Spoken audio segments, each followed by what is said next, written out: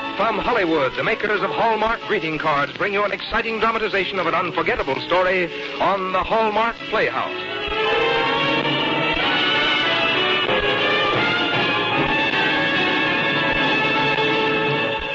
Tonight's story was chosen from the world of fiction by one of the world's best-known authors. Hallmark is proud to present the distinguished novelist, Mr. James Hilton.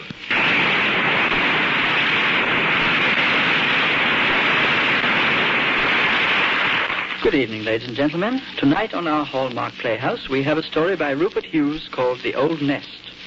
Mr. Hughes is a veteran American author who lives and writes here in Hollywood, and I recall being much impressed by his workroom when I visited his home. I should think it contains one of the largest private libraries in America, and it was a room to be worked in, not to be tidied up too much. In fact, a stranger might have considered it the untidiest writer's room he'd ever seen, until he looked at mine. But you know, if you're a professional author and you have something to write about, it doesn't much matter what your surroundings are. You just go on writing all the time and on all kinds of subjects. Mr. Hughes, for instance, has put in a lifetime at the writing game, and his achievements vary from popular magazine stories and novels to his realistic and equally popular biography of George Washington. Some years ago, Mr. Hughes wrote the story which we present on the air tonight, and I suspect he was in a sentimental mood when he wrote it. This is by way of warning, or should I say promising you in advance, that The Old Nest is a sentimental story. And if you agree with me that today is not exactly a sentimental moment in world history, perhaps the contrast will be provocative. Now, before we begin, Frank Goss has a message from the people who bring you these stories. There are Hallmark cards for every memorable occasion in your calendar, for birthdays, anniversaries, holidays. Yes, for every occasion that calls for remembrance, there is a Hallmark card that says just what you want to say, the way you want to say it. And that identifying name on the back, Hallmark. Well, that says you cared enough to send the very best. And now, Rupert Hughes, The Old Nest on the Hallmark Playhouse.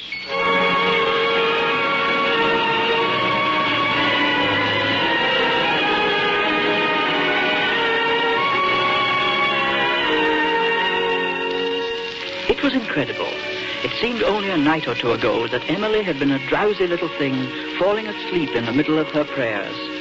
Only yesterday, but today, a moment ago in fact, that same little Emily had called to her father as the train pulled out. Goodbye, Daddy. Tell Mom I'll be home just as soon as ever I can. I will. And take care of yourself. Give the other doctors in town a chance. I will. Goodbye. Goodbye. Goodbye.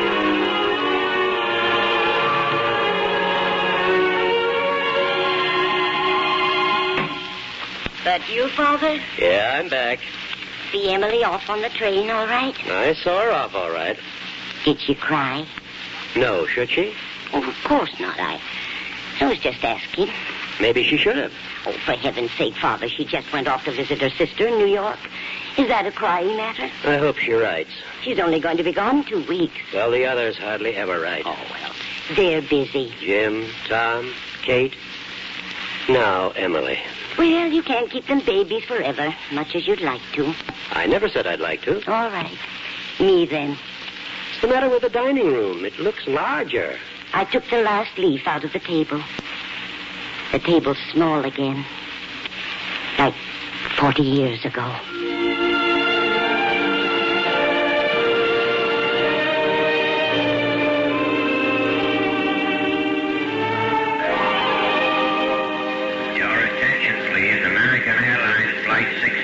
Chicago now arriving at Gate 4. Flight number 16 on time.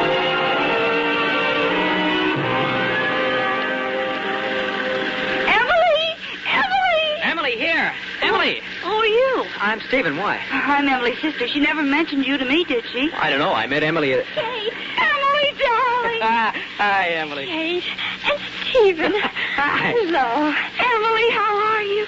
You look wonderful. Oh, she is wonderful. How are you, Kate? How are Harry and the children? All to the good. But look at you. Am I on straight? You've grown up. Well, I should certainly hope so. Oh, dear, Kate. My sister, Mr. Stephen McLeod. How do you do? We met at the Yale-Cornell football game last year. Who won? Yeah. Cornell. Emily won. I'm a con goose, and that's gospel. Look, why don't I take you gals to the taxi stand before the rush begins? A good scheme. Onward and upward, Stephen McLeod.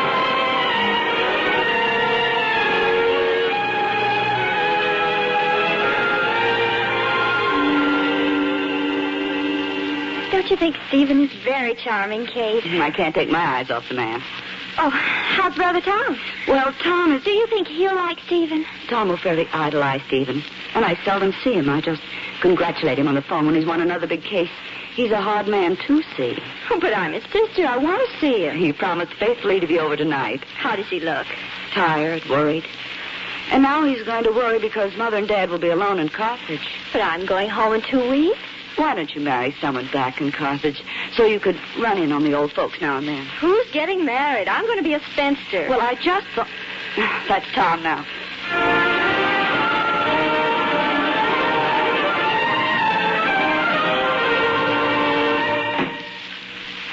Tom, I want to talk to you about Emily. Problems? I shouldn't be surprised if Emily gets married one of these days. Marry? Little Emily? Oh, she's taken with a football fan named McLeod. Really? McLeod. I do wish she'd marry someone in Carthage. Well, do you think it'll be hard on Mother and Dad? Well, Emily is the youngest. Well, you may be right, Kate. Matter of fact, the folks have been out of my mind for some time now. Oh, I think they understand how busy you are. I must telephone them one of these days. Speak of the telephone. I'll get it. Hello? Oh, hello. Yes, she's here. I'll call her. Oh, Emily. Yes, Katie? Lochinvar.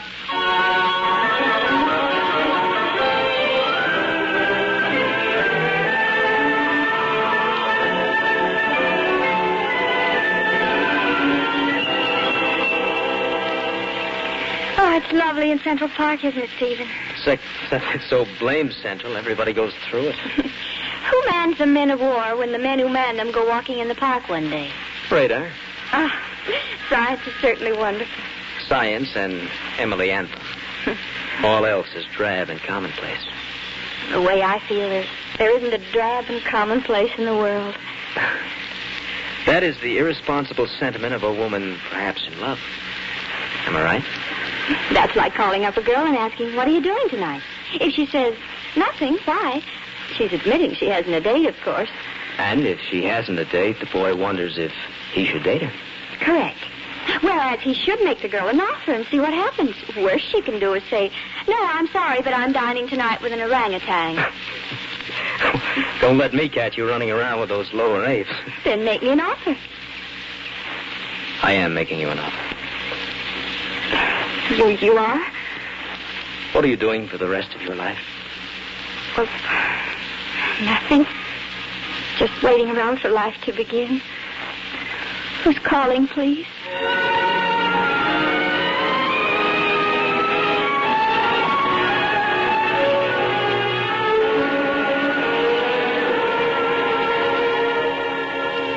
Oh, Katie, did I tell you? Stephen's company is sending him to Paris to open a European branch. A bon voyage. Thank you, Kate. What are you thanking me for? I'm going with him. Paris. In Paris with a stranger? Oh, we'll get acquainted. We're married. Married? Why, that's the most selfish, inconsiderate act I ever heard of. Why? What about Mother and Father? What about them? Are you going to leave them all alone? Kate, Mother and Father have each other. I admit they'll miss us, but I think they'd rather miss us than have us miss life. Emily, listen to me. I love him, Kate. I'll write the folks a letter at least before you go. Let them know what's happening. Oh, I won't have time.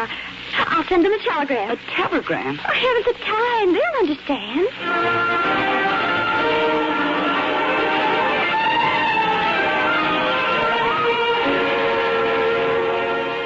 Married? That's what the telegram says, Mother. My little Emily married? She isn't little. She's the baby. Well, she'll probably be very happy. I just hope she doesn't stop at 2 grandchildren for us. You'd think there were ceilings.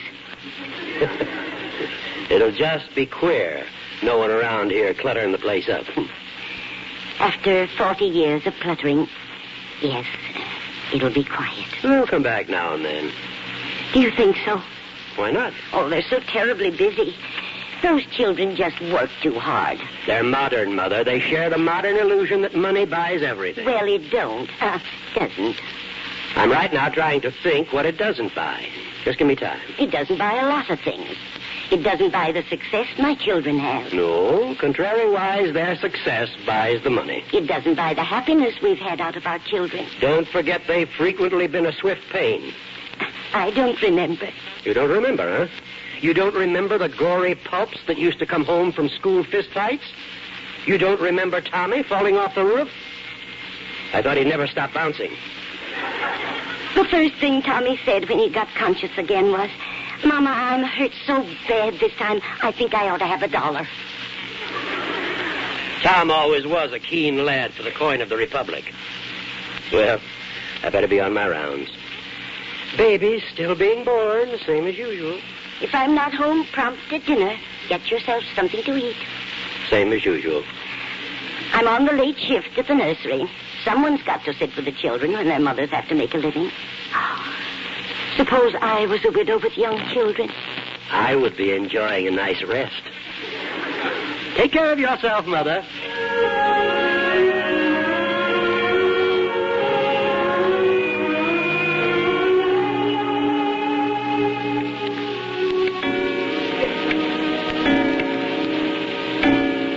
Time.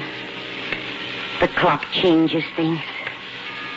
The clock made a big lawyer out of a little Tommy, and a busy New York lady out of Kate, and Jim, a famous doctor, and now Emily, a bride. The clock sends them away. Maybe it'll bring them back time to time. Time to time.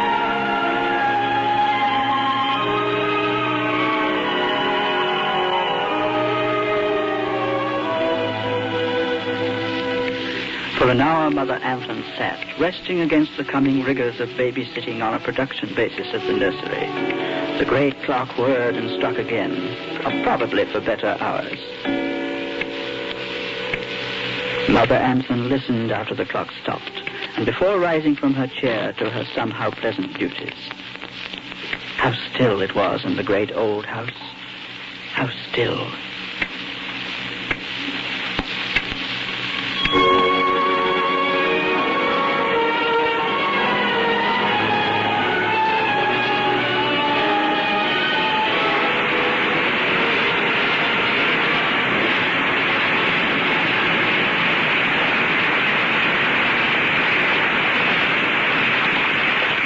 You're listening to The Old Nest by Rupert Hughes, a story selected for you by James Hilton on the Hallmark Playhouse. In just a few moments, we'll return to the second act of tonight's story. You know, if you've seen pictures of old New Orleans, or if you've been there, you've probably seen those magnificent wrought iron grills, fences, gates, and balconies. This is a story of a man who made some of them. In a little shop, he toiled with his son, a bright lad of whom the father was very proud, for the boy was quick to pick up the tricks of the trade. He designed beautiful patterns, wove them out of metal, twisted and forged iron into things of beauty. But one thing puzzled him. Why is it, he asked his father, that although I copy everything you do, my work never quite looks like yours when it's finished? The kindly old man replied, "It will, my son, when you learn to put in it something of yourself, something of the person who will use it." Perhaps this simple philosophy explains why Hallmark cards always seem to say just what you want to say, the way you want to say it. For people who make Hallmark cards have put into them something of the understanding, some of the warmth and friendliness of personal feelings. It's no wonder Hallmark cards are chosen with such pride, received with such pleasure. You can be sure that your friends will get an extra measure of happiness when they turn the card over, as you did, and discover the name Hallmark, the name that tells your friends you cared enough to send the very best. Now, James Hilton continues with the second act of the story he's chosen for tonight, The Old Nest.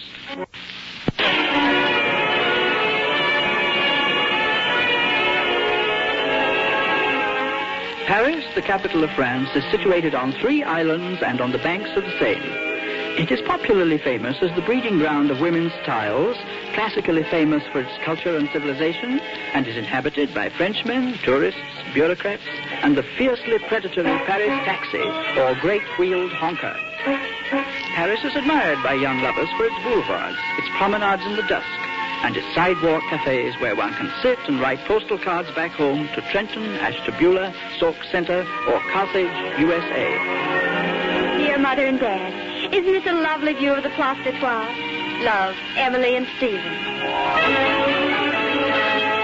Dear Mother and Dad, This is the Arch of Triumph from the movie of the same name. Love, Emily and Stephen. Isn't this quaint? We're lunching on the sidewalk. Love, E and S. Maybe quaint, but it doesn't sound sanitary. Paris. That's a long walk from Carthage. I think we can write Emily off for a long time to come, Mother. Well, it doesn't take such a long time to come in an airplane, does it? I have never come across a woman who could take a man's words and twist them like you do. Well... Never. Twist, turn, distort, and misinterpret. Hello, Dr. Anthon's residence. Who? Jimmy boy. Jim. How are you, son? It's good to hear your voice again. Where is he? Where is he? Do tell, young Dr. Anthon, do tell. Medical convention in Chicago, big man. She's right here at my elbow. She's sitting on my shoulder like the organ grinder's partner. I'll let you talk to her. Give it to me. You're holding it the wrong way. Yeah. Hello, son. Oh, it's good to hear from you. Yes, just fine. Oh, we're fine, Jim. How are the children? What kind of an ear doctor are you? They got earache. Let me talk to him. Jimmy, since you're so close to Carthage, could you maybe drop down for... Really, Jim? Oh, that'll be so nice. Let me talk to him again. How long can you stay, son? Oh, wonderful. I'll tell Father. All right. Oh, and son, how about warm olive oil in their ears? No. Let me talk to him. I'll tell him, Jimmy. Goodbye. Wait a second. Now, he's terribly busy, Father. He rang off. But he's coming to visit us day after tomorrow. Isn't that grand? Honest? Isn't it grand? We'll put the leaf back in the table. Won't we, Father? Won't we?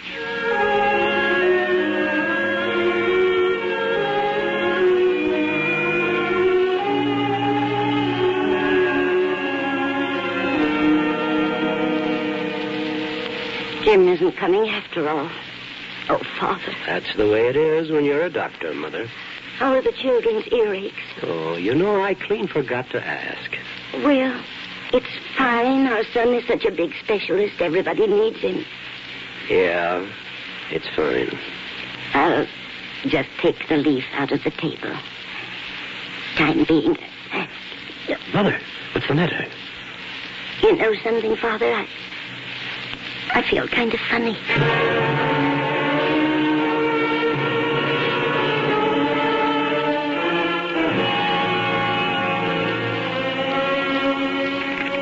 Dear Tommy, I'm sorry I haven't had a chance to write you for a long time, son. But I guess I'm one of these modern high-octane mothers. That's what Father says. Anyhow, the reason... Yes, Miss Ames. Washington calling. Lafarge? Oh, Lord. Look, call Kimberly in New Haven. Buzz me when you get him. Put Lafarge on. Lafarge! Look, Roger, I just haven't been able to get a commitment out of Kimberly, but I'm going to talk to him in a second. He doesn't want to defend. Can you hold it, Roger, please? Yes, Miss Ames. Oh, good. Put him on. Hold it, Roger. I've got Kimberly in New Haven. Hello, Kimberly. Anton, yes, I got Roger Lafarge holding the line in Washington. Maybe we can get this set up right away. Go ahead.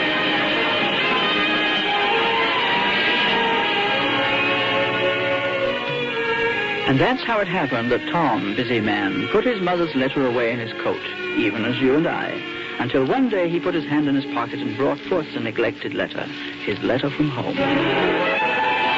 Holy cat, Mom's letter.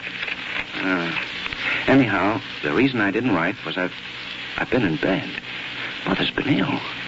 Nothing serious, son, and no excuse for not writing you. Being in bed and away from my nursery work gave me a chance to think about my children once more. How you all used to overrun the house, falling on your heads, breaking things up. It made me look forward to whenever you get a chance to visit us sometime. Tell Kate hello and kiss the children for me. And do ask her to drop a card if she thinks Father... Miss Ames, call my sister Kate and tell her I'm coming right over. I would have words with her.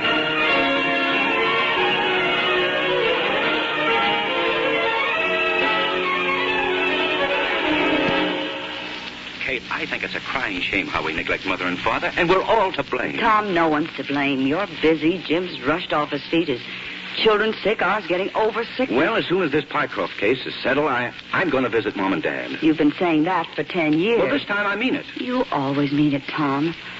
And if you get a chance, you might even stop in and see us sometime, Big Shot. Oh, really, I'd like to, but there's something very big in the wind. Well, tell me. Well, I can't. I'm just keeping my fingers crossed, that's all. Kimberly in New Haven is close to the White House, and he likes the way... Oh, no. I'm just keeping my fingers crossed. All right for you, Tommy Anthony. I'll tell Ma. Wouldn't it be fine, Kate? Wouldn't it be nice if we could rent a mother without problems again? Wouldn't it be wonderful?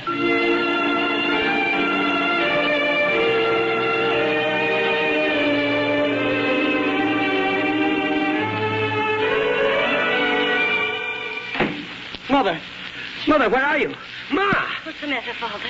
You look frantic. Look at the Chicago paper. Have you seen the Chicago paper yet? Look at the paper. Look at that picture. One guess. It's Tommy. That's our boy. What's he done? He's made the Supreme Court. Listen, President appoints young New Yorker to vacancy on Supreme Bench. Right there, black and white. My son on the Supreme Court. Well, he's my son, too. I bet it's all over town now.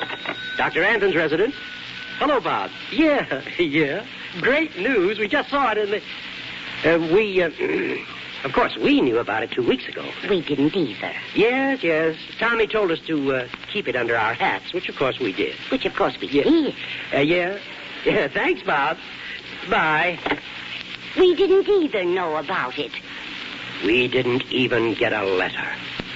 Mother, is it right that strangers should get news like that about our son before we do ourselves? Is it?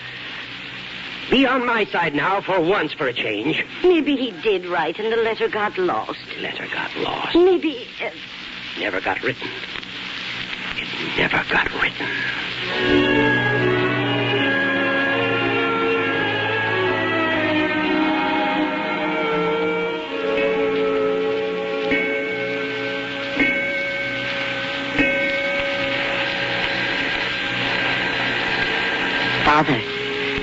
Father, it's the night bell. Huh? Night bell. Some patient, probably. Time is it? 4 in the morning. All right. Put your robe and slippers on. All right.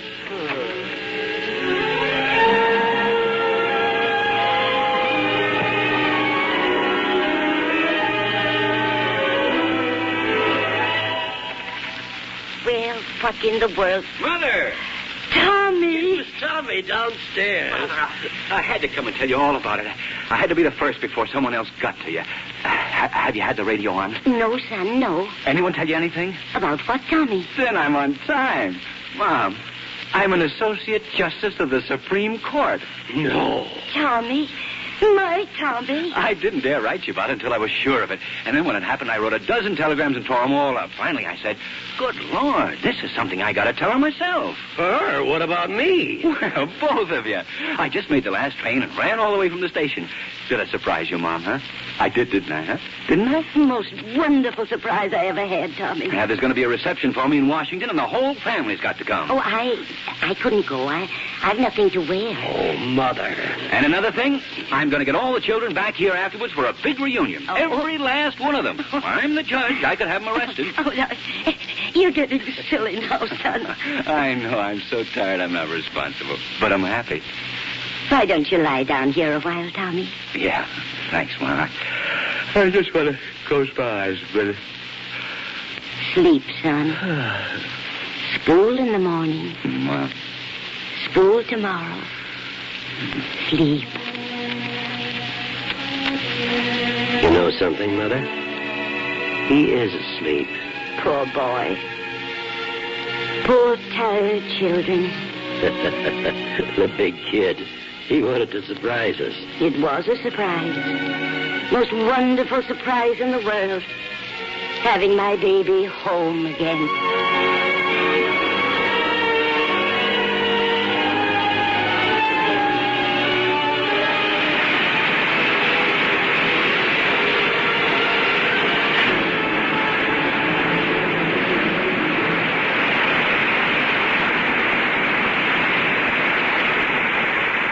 In a moment, James Hilton will return to tell you about next week's story. Meantime, I'd like to remind you that there's nothing like one of those colorful Hallmark dolls from the land of make-believe to make a child's eyes light up with joy. There are 16 dolls in all: Little Miss Muffet, Cinderella, Little Boy Blue, and 13 other childhood favorites. Each one wears a hat topped off by a jaunty plume that's a real feather. Each doll stands up by itself, and each one has a clever rhyme story about the doll inside. But that's not all. No, indeed. There's also a big, beautiful album to put them in. There are separate pockets in it for Mistress Mary, Peter Piper, Little Bo Peep, and all the rest. And on the cover is a picture of lovely little Luana Patton, star of Walt Disney's Melody Time. The Hallmark dolls are as easy to send as any Hallmark greeting card and cost only 25 cents each. And the big Hallmark doll collector's album, which you'd expect to cost at least $1, is also only 25 cents when you buy one or more of the Hallmark dolls.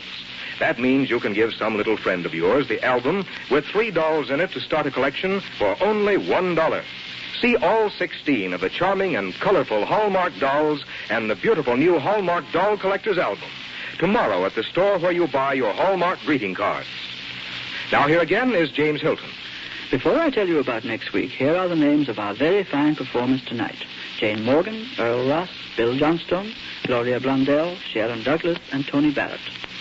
Next Thursday on the Hallmark Playhouse, we turn back to the early pages of our country's history, the time when our pioneers were pushing inland against the hardships and dangers of the wilderness. Our choice is Drums Along the Mohawk by Walter D. Edmonds, well known to every lover of stirring fiction. Mr. Edmonds takes us to the beautiful Mohawk Valley as it was in that fabled month of that fabled year, July 1776. And his story combines sound history, dramatic adventure, and the love of two courageous people. The author mixes these ingredients with a skilled hand, and I think you will thoroughly enjoy the result. And the following week, we dramatize a fine modern American novel, which has just about everything you'd expect from its title, State Fair by Phil Stong. So when Thursday comes around, be sure you're listening to the Hallmark Playhouse. It's a pretty good habit. And until then, this is James Hilton saying good night.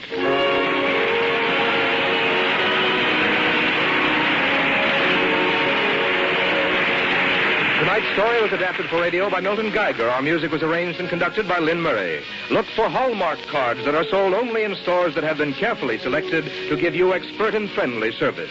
Remember Hallmark cards when you care enough to send the very best. Now, this is Frank Goss saying goodnight to you all until next week at the same time when James Hilton returns to present Drums Along the Mohawk. This program came to you from the Hallmark Playhouse. This is CBS, the Columbia Broadcasting System. This is KMBC, Kansas City, Missouri. Huh?